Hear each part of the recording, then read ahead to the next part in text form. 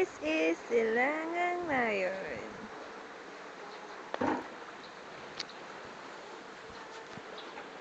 Silangang Nayon. Pagkatapos nun, iserve yung food.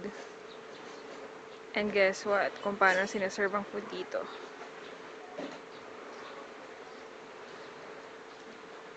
Imagine nyo na lang.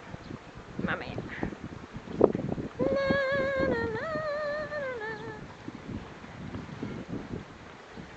From the floating restaurant over there, from this one to this one, crossing the bridge over there, and some restos over there, and you realize how it works.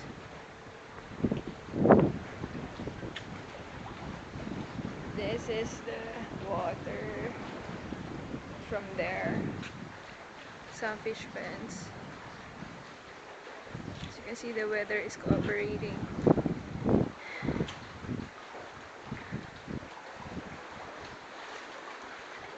Some brick bridge.